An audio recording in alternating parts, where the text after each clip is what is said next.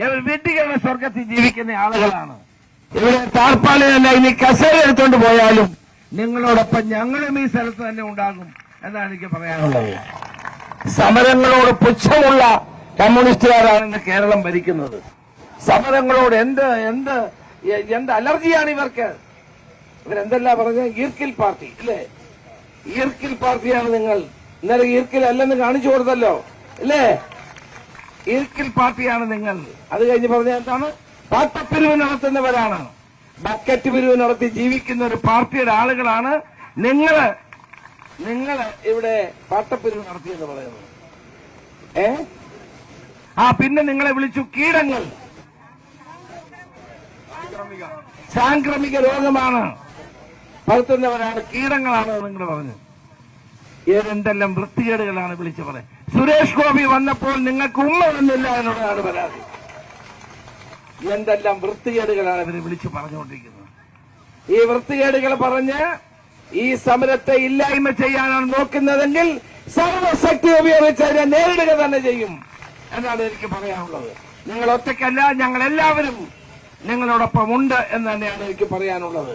ഇത്ര തരം താണ നിലയിൽ നമ്മുടെ സഹോദരിമാരും അമ്മമാരും നടത്തുന്ന ഈ പോരാട്ടത്തെ വിലയിരുത്തുന്ന ഒരു ഗവൺമെന്റും ഒരു പാർട്ടിയുമാണ് നമുക്ക് കാണാൻ കഴിയുന്നത്. അവരുടെ സമരത്തിൽ ഞാൻ അറിഞ്ഞ തൊഴിലുറപ്പ് തൊഴിലാളികളാണ്, ആശാവർക്കർമാരല്ല CITUവിന്റെ തൊഴിൽ സമരത്തിലുള്ളത്. എന്നോട് പലരും പറഞ്ഞു തൊഴിലുറപ്പ് തൊഴിലാളികളാണ്. അങ്ങനെ അവരൊക്കെ തെറ്റിദ്ധരിപ്പിച്ചു കൊണ്ടുപോയതാണ്. പല ആളുകൾ എന്നോട് പറഞ്ഞു, സാറ് ഞങ്ങൾ തെറ്റിദ്ധരിച്ചു പോയതാണ്, ഞങ്ങൾക്ക് എന്തോ ആനുകൂല്യം കിട്ടുമെന്ന് പറഞ്ഞ് വിളിച്ചുകൊണ്ട് പോയതാണെന്ന് പറഞ്ഞു. അവിടെ ചെന്നപ്പോഴറിഞ്ഞ ഞങ്ങളുടെ കാര്യമല്ല പറയുന്നത്, ആശാവർക്കറുടെ കാര്യമാണ് പറയുന്നത്. അതിൽ പ്രതിഷേധിച്ച നിരവധി ആളുകൾ അവിടെ നിന്ന് പോരുകയും ചെയ്തു. ഇപ്പൊ ആളുകളെ ഭീഷണിപ്പെടുത്തുകയാണ്. എല്ലാവരും പിരിച്ചുവിട്ടുകളയെന്നാ പറയുന്നത്. പിരിച്ചുവിട്ടുകളയും എല്ലാവരെയും ഞങ്ങൾ അതിന് പകരം ആളുകളെ വെക്കും എന്നുള്ള ഭീഷണിയാണ്. എത്ര കാലം ഈ ഭീഷണി നിൽക്കും?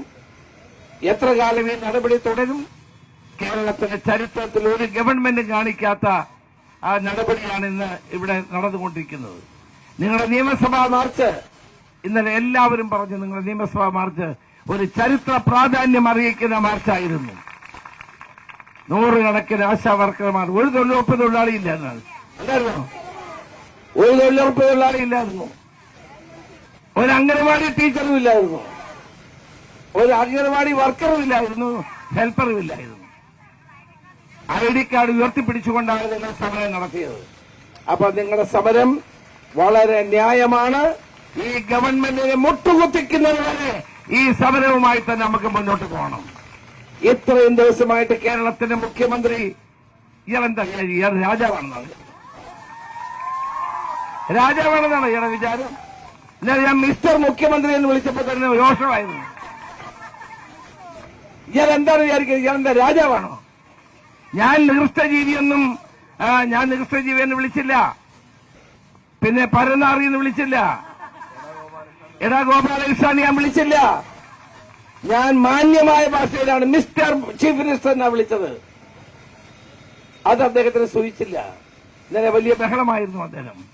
ഒരു കാര്യം ഞാൻ പറയട്ടെ, ഇദ്ദേഹത്തിന്റെ ഈ അഹങ്കാരവും ധിക്കാരവും കേരളത്തിലെ ആശാവർക്കർമാരോട് വേണ്ട എന്ന് നിങ്ങളുടെ സമരം തെളിയിക്കുകയാണ്.